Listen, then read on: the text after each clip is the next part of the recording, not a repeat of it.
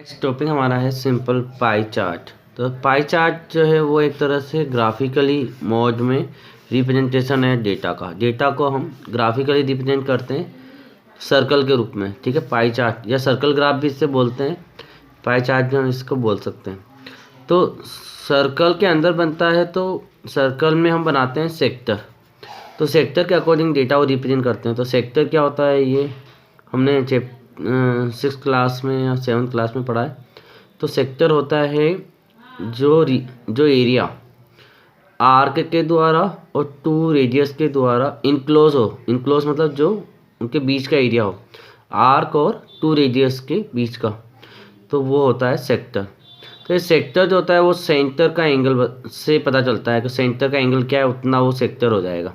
ठीक है, तो सेंटर एंगल निकालने का जो फार्मूला होता है वो होता है frequency upon total frequency multiply 360 degree. तो यहाँ पे एंगल जो होगा वो 360 डिग्री से इसलिए है क्योंकि सेंटर पे जो एंगल होता है, सेंटर का जो एंगल होता है वो पूरा कंप्लीट एंगल होता है, मतलब कि 360 डिग्री का होता है। तो उसके हम पार्ट करते हैं, तो 360 एंगल के अलग अलग भाग करेंगे। तो पाई चार्ट बनाने के लिए हमें 360 डिग्री का मल्टीप्लाई करना पड़ेगा। ठीक है, जिस तरह से परसेंटेज के लिए 100 का मल्टीप्लाई करते हैं ना, उसी तरीके से सेंटर एंगल के लिए 360 का करते हैं। तो frequency upon total frequency multiply 360, ये फार्मूला है। एक्सरसाइज सॉल्व करते हैं हम 11.3। First MCQ the adjoint pie chart. यहाँ पे जो एडजॉइंट पाई चार्ट है जो दिया हुआ है, so the interesting of the student for the interest of the student of the school in the different subject. मतलब बच्चों का जो इंटरेस्ट है स्कूल में अलग अलग सब्जेक्ट के प्रति। लैंग्वेज कितने लोग बच्चों को पसंद है, SST कितने को है, साइंस कितने लोगों को पसंद है, या मैथ्स कितने लोगों को पसंद है, तो उसके बारे में बताया गया। तो हमसे पूछा गया how many student like language, language कितने बच्चों को पसंद है। If there are 1800 student in the school, जबकि पूरे स्कूल में कितने बच्चे हैं 1800, तो लैंग्वेज कितने बच्चों को पसंद है। तो हम इसको सॉल्व करके आंसर फाइंड करेंगे इसका।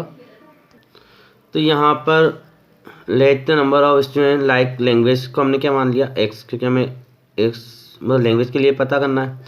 सेंटर एंगल कैसे निकलता है, frequency upon total frequency into 360। ठीक है, तो सेंटर एंगल हमारा frequency upon total frequency into 360 है। सेंटर एंगल कितना है यहाँ पर हमारा 108, तो वो हमने लिख दिया क्योंकि हमारा मतलब लैंग्वेज लाइक के लिए 108 का है। फ्रीक्वेंसी मतलब कितने स्टूडेंट पसंद करते हैं वो हमने x मान लिया अपॉन टोटल फ्रीक्वेंसी मतलब 1800 मल्टीप्लाई होगा 360 का, फार्मूला ये है ना। तो अब x की वैल्यू निकालनी है, तो ये है ना 1800 क्या अपॉन में, तो मल्टीप्लाई में चला जाएगा, और 360 जो है वो अपॉन में आ जाएगा। तो हम यहाँ 0 से 0 कट करेंगे, फिर यहाँ पर 18 बन जाए 18 और 18 2 जा 36, फिर 0 से 0 है ना, फिर 2 1 जा 2, 2 5 जा 10, 5 का इंटू 108 में करेंगे तो x के लिए हो जाएगी 540। तो ऑप्शन बी इज करेक्ट, तो हमारा ऑप्शन बी करेक्ट हो जाएगा। सेकेंड क्वेश्चन हमारा है the angle of sector of an outcome in a pie chart is 60 degree, the ratio of frequency of this outcome to the total frequency is. तो यहाँ पर हमें रेशो फाइंड करना है 60 डिग्री का टोटल फ्रीक्वेंसी से। ठीक है, तो हम जानते हैं डिग्री अगर 60 है तो टोटल डिग्री कितनी होती है, कंप्लीट 360। तो दोनों का रेशो हम फाइंड करेंगे इसमें। तो यहाँ पर रेशो हम निकालें तो फ्रीक्वेंसी रेशो टोटल फ्रीक्वेंसी, तो 60 रेशो 360, तो 60 अपॉन क्या आएगा 360, तो 0 से 0 कैंसिल, 6 1 जा 6, 6 6 जा 36, तो हमारा आएगा 1/6। तो हम इसको लिखेंगे 1/6। तो therefore the option A is correct, तो हमारा ऑप्शन ए करेक्ट है। तो ये हमारा MCQ हो गया। नेक्स्ट आगे बढ़ते हैं। यहाँ सेकेंड क्वेश्चन हमारे पास है यहाँ पर पाई चार्ट बनाने का। तो बच्चों यहाँ पर second question, third question, 4th 5th और 5th क्वेश्चन, मतलब ये सारे क्वेश्चन जो है सेकेंड से लेकर 5th तक सिमिलर है। तो हम कोई एक क्वेश्चन करें बाकी होमवर्क में, और एग्ज़ाम में भी एक क्वेश्चन कोई ना कोई आएगा। ज़रूरी नहीं कि हम अभी कर रहे हैं वही आए, कुछ भी आ सकता है। तो आपको सारे क्वेश्चन सॉल्व करके देखना है, पाई चार्ट बनाना है, ठीक है। तो हम फिलहाल 4th क्वेश्चन सॉल्व कर रहे हैं। 4th में the following data give the monthly expenditure of the family, मतलब एक फैमिली है जिसके मंथली कितना खर्चा होता है वो यहाँ पे बताया गया है। जैसे कि रेंट है, तो रेंट पर फैमिली का 6000 खर्चा होता है। फूड एंड क्लोथिंग पर 3000 खर्च होते हैं। एजुकेशन पर 1000 खर्च होते हैं। इलेक्ट्रिसिटी, वाटर और टैक्स पर 500 खर्च होते हैं। मिसलेनियस पर 1500 खर्च होते हैं। तो ये हमारे पास टोटल एक्सपेंडिचर्स है, मतलब कि इतने रुपए खर्च हो रहे हैं, ठीक है। अब हमें क्या करना है, हमें इसका पाई चार्ट बनाना है। तो पाई चार्ट बनाने के लिए क्या करते हैं, हम सेंटर एंगल निकालते हैं। तो सॉल्व करते हैं इस क्वेश्चन को और सेंटर एंगल फाइंड करते हैं यहाँ पर। तो सबसे पहले यहाँ पे हम टोटल एक्सपेंडिचर्स निकालें। तो सबका जब टोटल करोगे आप तो 12,000 आएगा। 12,000 कैसा आएगा, तो यहाँ पर जैसे आप देखोगे 6,000 3,000 क्या हुआ 9,000। 9,000 में 1,000 कितना हुआ 10,000। 10,000 में 1,000 11,000। 11,000 में 500 तो 12,000। तो यहाँ पे 12,000 इसका टोटल आया है। तो यही टोटल हमें चाहिएगा, ये टोटल फ्रीक्वेंसी की जगह पर हमारे यहाँ पर काम आएगा। तो यहाँ पर टोटल एक्सपेंडिचर हमारा कितना आया 12,000। तो ये हमने यहाँ पर सॉल्व कर लिया है ना। इसके बाद हम सेंटर एंगल निकालेंगे सभी के लिए। तो सबसे पहले फर्स्ट हमारा रेंट है, तो रेंट के लिए सेंटर एंगल निकालेंगे। तो रेंट की वैल्यू क्या है, अगर आप क्वेश्चन में देखोगे तो 6,000 है। तो सेंटर एंगल जो है उसकी वैल्यू के अकॉर्डिंग हम सॉल्व करें तो 6,000 अपॉन टोटल फ्रीक्वेंसी, मतलब कि 6,000 अपॉन 12,000 मल्टीप्लाई क्या होगा 360। तो 30 से 30 कैंसिल, अब 6 1 जा 6, 6 2 जा 12, फिर 2 से कट करेंगे तो 2 1 जा 2, 2 8 जा 16 और 0 से 0। तो 1 का मल्टीप्लाई 180 में करेंगे तो 180 डिग्री हमारा क्या आएगा, रेंज के लिए सेंटर एंगल आएगा। उसके बाद नेक्स्ट हमारे पास है centre angle for the food and clothing. तो फूड और क्लॉथिंग के लिए हम सेंटर एंगल जब निकालेंगे तो उसकी वैल्यू कितनी है 3,000 अपन में क्या आएगा 12,000। तो 0 से 0, 0 से 0, 0 से 0, 3 1 जा 3, 3 4 जा 12। अब 4 से कट करें तो 4 1 जा 4, 4 9 जा 36 और 0 से 0। तो 90 डिग्री हमारा सेंटर एंगल आएगा फूड एंड क्लॉथिंग के लिए। उसके बाद नेक्स्ट हमारे पास है थर्ड वाला, इसमें लिखा है the centre angle for education. तो एजुकेशन कितना है 1,000। तो 1,000 मतलब कि इसकी वैल्यू है, टोटल फ्रीक्वेंसी कितनी है 12,000। तो 12,000 मल्टीप्लाई 360। तो 0 से 30 कैंसिल होगा, फिर 12 1 जा 12, 12 3 जा 36, 0 से 0। तो 30 डिग्री ये हमारा हुआ, ठीक है। उसके बाद नेक्स्ट है हमारा the centre angle for electricity, water ETC। तो यहाँ पे सेंट्रल एंगल हम निकाल रहे हैं इलेक्ट्रिसिटी के लिए। तो इलेक्ट्रिसिटी की वैल्यू कितनी है, यहाँ पर है हमारे पास 500। तो 500 अपॉन 12,000। तो 20 से 20 कैंसिल हुई और 10 से 10। अब यहाँ पे 12 1 जा 12, 12 3 जा 36।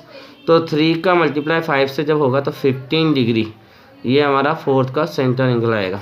उसके बाद नेक्स्ट है हमारे पास the central angle for miscellaneous. Miscellaneous मतलब कि अन्य खर्चे, जो दूसरे खर्चे होते हैं उसके बारे में बताया गया है।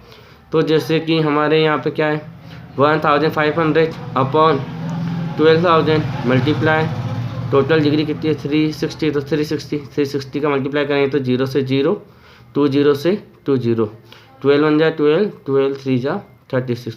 तो 3 का मल्टीप्लाई 15 में होगा तो 45 डिग्री। तो ये हमारे सारे एंगल आ गए। अब इसका हम पाई चार्ट बनाते हैं। तो बच्चों पाई चार्ट बनाने के लिए हम पहले तो मतलब कंपास की हेल्प से सर्कल बनाएंगे। तो इसमें हम कितना भी इसको प्रोड्यूस कर सकते हैं, क्योंकि रेडियस हमें यहाँ पे फिक्स दी नहीं जाती है ना। तो जितना भी आपको बड़ा सर्कल बनाना है उतना आप बड़ा सर्कल बना सकते हो। तो यहाँ पे सर्कल ड्रॉ करना है पाई चार्ट के लिए, तो हमने सर्कल ड्रॉ कर दिया। ठीक है, तो सर्कल ड्रॉ कर दिया है। इसके बाद इस सर्कल में हम सेक्टर बनाने वाले हैं। सर्कल ड्रॉ होने के बाद इस सर्कल में हम सेक्टर बनाने वाले हैं। तो सबसे पहले एक पॉइंट ले लेंगे यहाँ पर, कहीं पर भी सर्कल पर, इसको हम ए नाम दे देंगे। और सेंटर, जहाँ पे आपका सेंटर है उस पॉइंट को ओ नाम दे देंगे। तो अब ए से ओ तक को मिलाकर हम रेडियस बनाएंगे। ठीक है, क्योंकि एंगल कैसे बनाएंगे हम, अगर पाई चार्ट बनाना है हमें, तो एंगल बनाने के लिए हमें एक लाइन सेगमेंट चाहिए। तो हम सबसे पहले एक लाइन सेगमेंट बना रहे हैं, एक रेडियस बना रहे हैं ए से ओ को ज्वाइन करके। तो यहाँ पर ए से ओ को ज्वाइन करके हमने रेडियस बना ली। ये लाइन सेगमेंट बनाने के बाद अगर आप देखोगे तो सबसे पहला सेंटर एंगल जो हमारा रेंट का है वो 180 डिग्री का है, मतलब 180 डिग्री का है। तो हम प्रोजेक्टर की हेल्प से 180 डिग्री का एंगल बना लेंगे। तो 180 डिग्री का जब एंगल बनाओगे आप, तो यहाँ पर आपका पॉइंट आ जाएगा 180 डिग्री पर।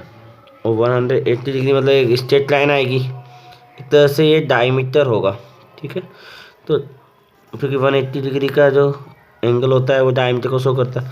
तो ये आपका 180 डिग्री का एंगल बन चुका है। ठीक है, तो ये फर्स्ट सेक्टर बन गया आपका। इसके बाद नेक्स्ट सेंटर एंगल है 90 का। तो यहाँ पे हमारा सेकंड पॉइंट भी आ गया। इसके बाद हम नीचे वाला जो एंगल है वो तो रेंट को मान रहे हैं कि ये पार्ट किसको रिप्रेजेंट करता है, यहाँ पर रेंट को, है ना। जो एक्सपेंडिचर जो खर्चा हुआ वो रेंट का 180 डिग्री रिप्रेजेंट कर रहा है। इसके बाद नेक्स्ट हम 90 डिग्री का, तो इसी ओ पर ओ ए रेडियस को लेते हुए 90 का एंगल बना रहे हैं। तो ये 90 का एंगल आपने बना दिया। जब 90 का एंगल बनाया तो इस पॉइंट को लेते हुए स्केल की हेल्प से हम लाइन सेगमेंट बनाएंगे यहाँ पर। तो यहाँ पे आप लाइन सेगमेंट बना दीजिएगा 90 डिग्री का। तो ये हमारा पार्ट जो है 90 डिग्री का हमने ओ एस से बनाया। तो ये पार्ट हमारा रहेगा फूड एंड क्लॉथिंग के लिए, फूड एंड क्लॉथिंग। ये 90 डिग्री का पार्ट शो हो रहा है। इसके बाद नेक्स्ट जो हमारे पास है वो सेंटर एंगल है हमारे पास 30 डिग्री का। तो हम ये जो हमने पॉइंट लिया जो 90 का एंगल आया है, इसको हम प्रोटेक्टर से एडजस्ट कर 30 डिग्री का एंगल बनाएंगे। 30 डिग्री का एंगल तो यहाँ पे 0 है, तो 0 से स्टार्ट करें, क्योंकि जिस तरफ आपने लाइन को नीचे रखा है वहाँ के 0 से स्टार्ट करें तो 30 डिग्री का एंगल यहाँ आएगा। मतलब कि यहाँ पर हमें पॉइंट रखना है। ठीक है, 30 डिग्री के यहाँ पर। तो ये जो पॉइंट आप रखोगे, इस पॉइंट को ज्वाइन करोगे आप ओ से, सेंटर से। तो आप ज्वाइन करोगे तो ये जो सेक्टर बना 30 डिग्री का, ये 30 डिग्री का एंगल आपका सेक्टर किसको रिप्रेजेंट करेगा, ये आपको एजुकेशन को रिप्रेजेंट करेगा। आपने एजुकेशन को यहाँ पर रिप्रेजेंट किया है। इसके बाद नेक्स्ट जो है हमारे पास वो 15 डिग्री का एंगल है। तो 15 डिग्री का एंगल हम यहाँ से ड्रॉ करेंगे। तो ये 30 डिग्री का एंगल की लाइन को हम एडजस्ट करके प्रोटेक्टर से, जिस तरफ एंगल की लाइन को आपने प्रोड्यूस किया, जिस तरफ से आपने उसको रखा है, वहीं के 0 से आपको 15 डिग्री का एंगल बनाना है। तो 10 और 20 के बीच में हमारी जो लाइन है, ये 5 लाइन काउंट करके 15 डिग्री का एंगल आपको बनाना आता होगा बच्चों। तो कोई प्रॉब्लम नहीं है। सिर्फ एक लाइन को जहाँ से आप एंगल बनाना स्टार्ट कर रहे हैं वहीं से सारे एंगलों को हम बनाते जाएं कंटिन्यूस। तो ये जो पॉइंट आया ये आपका डी पॉइंट आएगा, ई पॉइंट आएगा।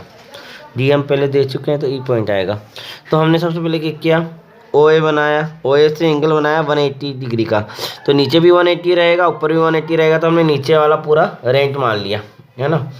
इसके बाद नेक्स्ट एंगल हमने ओ ए से बनाया 90 डिग्री का, वो फूड एंड क्लॉथिंग के लिए।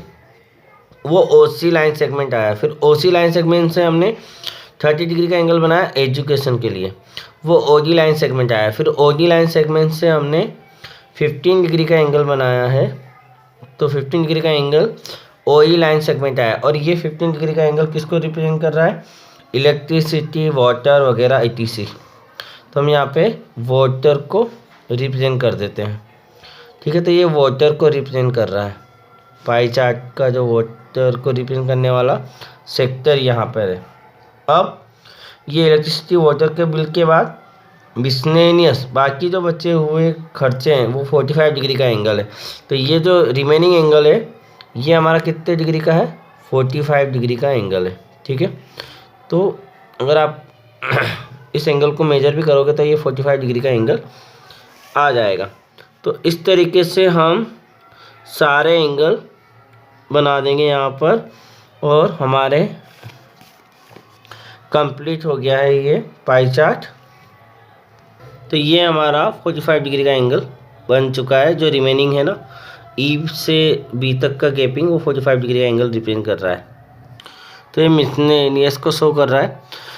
अब आप चाहे तो इनमें अलग अलग कलर कर सकते हैं, ठीक है, रिप्रेजेंट करने के लिए कि रेंट का ब्लू कलर हो गया, या इसका yellow colour, red colour, pink colour, कुछ भी कलर करके भी आप बता सकते हो, या फिर अलग अलग डिजाइन करके भी आप रिप्रेजेंट कर सकते हो कि रेंट के लिए इस तरह का शेडेड किया हुआ है, और फूड के लिए, मतलब सभी में अलग अलग तरह से रिप्रेजेंट आप कर सकते हो, ठीक है। तो यहाँ पर हमारा ये पाई चार्ट कंप्लीट हो गया। मतलब कि यहाँ पर सर्कल चार्ट भी बोलते हैं इसको, पाई चार्ट भी बोलते हैं। तो इस तरीके से सेंटर एंगल निकाल कर हम एंगल बनाते हुए जाते हैं। तो बच्चों इस वीडियो को आप दोबारा देखकर पाई चार्ट ज़रूर सीखें, और एग्ज़ाम में एक क्वेश्चन ज़रूर पाई चार्ट का आएगा। Thank you very much.